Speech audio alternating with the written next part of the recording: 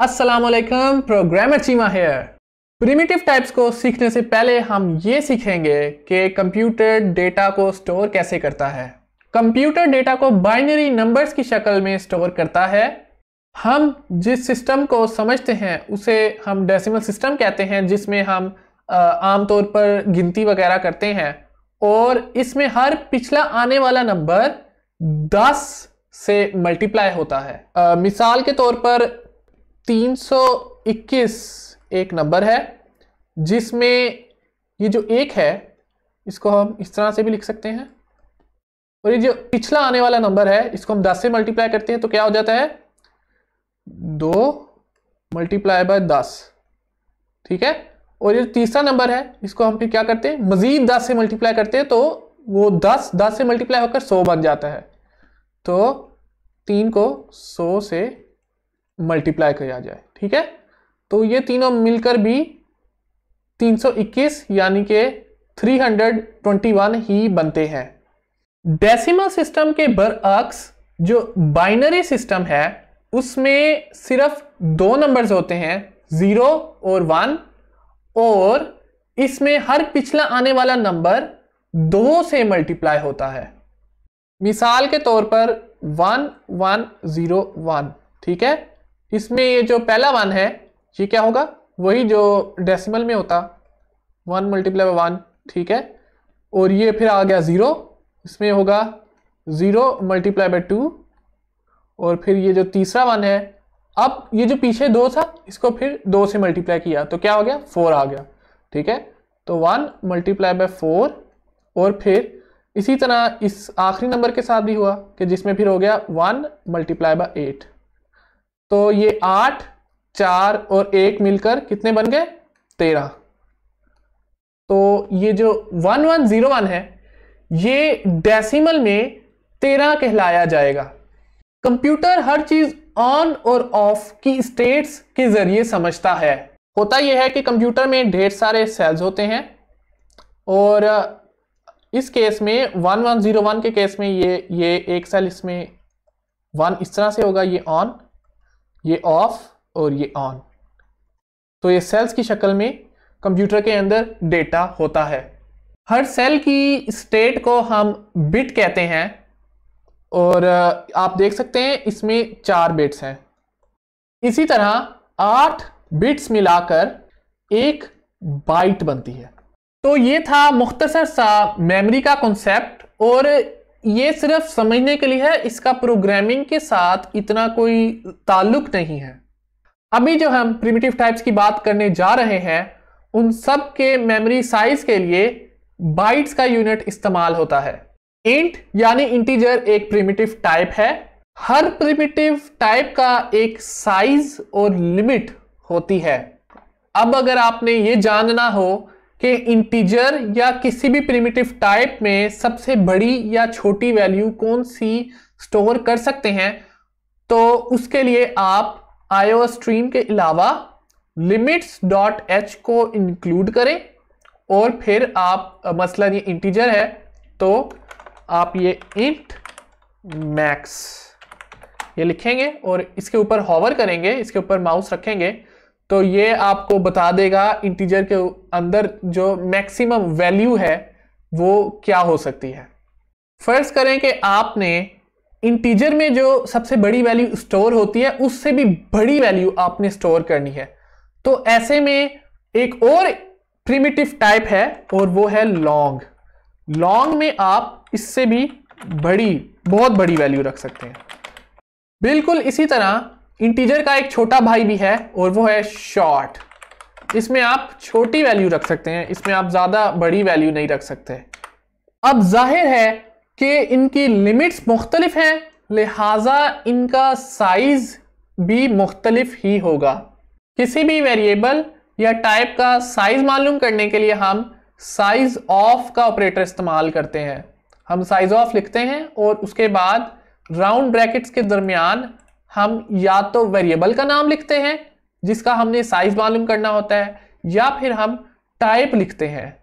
Programme को चलाने पर आप देख सकते हैं कि इंटीजर, लॉन्ग और शॉर्ट के साइजेस प्रिंट हो गए हैं और ये जो साइज है 442 ये बाइट्स है। 4 बाइट्स एक इंटीजर ले रही है, एक लॉन्ग भी 4 बाइट्स ले रही है और एक शॉर्ट 2 बाइट्स ले रही है। एक इंटीजर पॉजिटिव है या नेगेटिव, इसको दिखाने के लिए भी एक बिट इस्तेमाल होता है। दोनों नेगेटिव और पॉजिटिव नंबर्स को इस्तेमाल करने के लिए हम साइंड इंटीजर यूज करते हैं, जो कि बाय डिफॉल्ट वैसे ही आपको साइंड इंटीजर मिलता है। लेकिन अगर आपने अनसाइंड इंटीजर इस्तेमाल करना है तो आप सीधी सी अनसाइंड इंट लिखें और ये सिर्फ पॉजिटिव वैल्यू होगी, इसको हम नेगेटिव नहीं कर सकते। अनसाइंड इंटीजर को नेगेटिव लिखने पर तो कोई एरर कंपाइलर नहीं देता, लेकिन मैंने नेगेटिव करके इसको प्रिंट किया तो आप देख सकते हैं एक अजीबोगरीब फजूल किस्म की वैल्यू दे रहा है 4294, जो कि जिसका कोई ताल्लुक नहीं है -124 के साथ जो मैंने इसकी रखी है। इंटीजर्स में आप सिर्फ होल नंबर्स को इस्तेमाल कर सकते हैं और आप डेसिमल या फ्रैक्शन नंबर्स को इस्तेमाल नहीं कर सकते। इसी मसले को हल करने के लिए C++ में 2 प्रिमिटिव टाइप्स हैं, एक है फ्लोट और दूसरी है डबल। मैंने फ्लोट और डबल को प्रिंट किया है, लेकिन ये सारी वैल्यूज जो हैं वो डिस्प्ले नहीं कर रहा। तो ऐसे में क्या किया जाए? इस मसले को हल करने के लिए हमें एक और फाइल इंक्लूड करनी पड़ेगी और वो है include iomanip। और फिर iomanip के जरिए से हमें एक फंक्शन मिल जाएगा set precision, और हम जितना मर्जी वैल्यूज हम शो करना चाहें उतना नंबर लिख दे। मैंने 20 लिख दिया है, ठीक है। और फिर इसी को मैं अब कॉपी करके यहाँ नीचे पेस्ट कर देता हूँ, ठीक है। और अब इसको देखते हैं कि क्या ये नंबर्स सारे शो करता है या नहीं। और ये आप देख सकते हैं iomanip और set precision से सारी की सारी वैल्यूज प्रिंट हो गई हैं, लेकिन इनमें कुछ फर्क है। फ्लोट जो है वो सिर्फ 7 सिग्निफिकेंट डिजिट्स या डेसिमल पॉइंट के बाद आने वाले नंबर्स को सेव करता है, जैसे कि आप देख सकते हैं।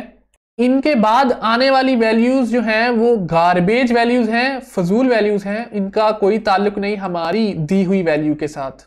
लेकिन जो डबल है वो इससे दुगनी, मतलब 7 फ्लोट ने ली थी ना, तो इसने यही कोई 15-16 जो सिग्निफिकेंट डिजिट्स या डेसिमल पॉइंट के बाद आने वाले नंबर्स हैं उनका डेटा जो है वो प्रॉपरली स्टोर किया है। जैसे कि आप देख सकते हैं ये डबल है, पहला फ्लोट था, ये दूसरा डबल है, और इसने ज़्यादा जो है डेसिमल पॉइंट के बाद आने वाले नंबर्स या सिग्निफिकेंट डिजिट्स को स्टोर किया। आमतौर पर फ्लोट बहुत होता है और इससे ज़्यादा हमें ज़रूरत नहीं चाहिए होती, लेकिन अगर आपने कोई ऐसा काम करना है जिसमें बहुत ज़्यादा प्रिसीजन चाहिए हो, मसलन कोई साइंटिफिक रिसर्च हो जाए या ऐसा कोई भी काम, तो उसके लिए डबल इस्तेमाल होता है। और यही वजह है कि जो डबल है वो फ्लोट से 2 गुना ज़्यादा मेमोरी को इस्तेमाल करता है। जो डबल है वो मेरे कंप्यूटर में 8 बाइट्स को इस्तेमाल कर रहा है और जो फ्लोट है वो 4 मेमोरी बाइट्स को इस्तेमाल कर रहा है। फ्लोट और डबल के अलावा एक लॉन्ग डबल की भी टाइप है जो कि 12 बाइट्स इस्तेमाल करता है। और फ्लोट डबल में साइंड अनसाइंड वाला कोई चक्कर नहीं है।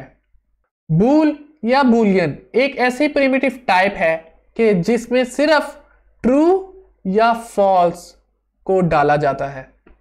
ये टाइप एक साइंसदान जॉर्ज बूल के नाम पर है कि जिसने लॉजिक और मैथ पर बहुत ज़्यादा काम किया था। ट्रू को 1 और फॉल्स को 0 भी कह सकते हैं। जैसे कि आप देख सकते हैं ये मैंने इस बूलियन को प्रिंट किया तो 1 की वैल्यू डिस्प्ले हुई। अब हम आ जाते हैं 4 या करैक्टर पर कि जो एक ऐसी प्रिमिटिव टाइप है जिसमें हम लेटर या करैक्टर को डालते हैं। जैसे कि नाम से समझ आ ही रही है, करैक्टर को हमेशा सिंगल कोट्स में लिखते हैं, जैसे कि मैं लिख रहा हूं, ये देखें, और यहां हम लिख देते हैं F, ठीक है।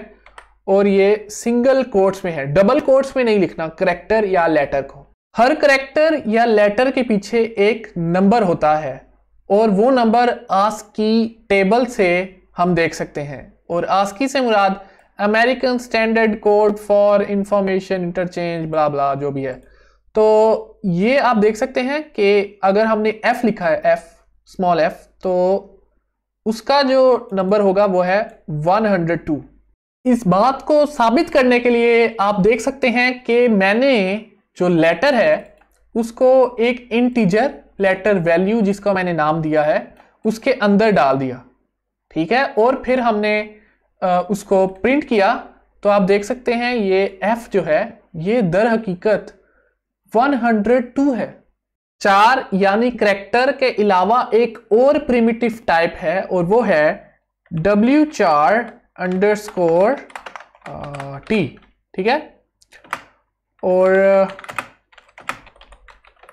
ये भी बिल्कुल वैसे ही है जैसे करेक्टर था, लेकिन हम इसको अंग्रेजी के अलावा और भी जुबानों के लिए इस्तेमाल कर सकते हैं, जैसे कि उर्दू, अरबी, चाइनीज, जापानीज, ये बाकी जुबानों के लिए एक स्पेशल प्रिमिटिव टाइप बनाई गई है और इसका यूनिकोड के साथ ताल्लुक है।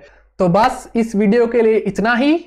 हमने इस वीडियो में ढेर सारी प्रिमिटिव टाइप्स पढ़ी हैं, लेकिन इनमें से सिर्फ 3-4 ही हम बार बार इस्तेमाल करेंगे और इन सब को बहुत ज़्यादा सीखने, रट्टा लगाने या इस तरह का कोई हिसाब नहीं इनके साथ। मतलब आप सिर्फ इनको समझें और बस इतना ही सी बात है। बाकी ये कि जो आपका होमवर्क है वो ये है कि आपने इन सब प्रिमिटिव टाइप्स को इस्तेमाल करना है, इनके वेरिएबल्स बनाने हैं, लिखने हैं और इनकी वैल्यू सेट करनी है और इनको प्रिंट करना है। इन सब का साइज देखना है साइज ऑफ ऑपरेटर से। मैंने इस वीडियो में कुछ प्रिमिटिव टाइप्स की साइज नहीं चेक की, तो उसके अलावा जो मैंने चेक की भी है हो सकता है कि वो आपके कंप्यूटर में मुख्तलिफ हो। अगर प्रिमिटिव टाइप्स की कुछ समझ आई है तो इस वीडियो को लाइक करें, दूसरों के साथ शेयर करें और इस चैनल को सब्सक्राइब करें। अपना और अपनी फैमिली का ख्याल रखें।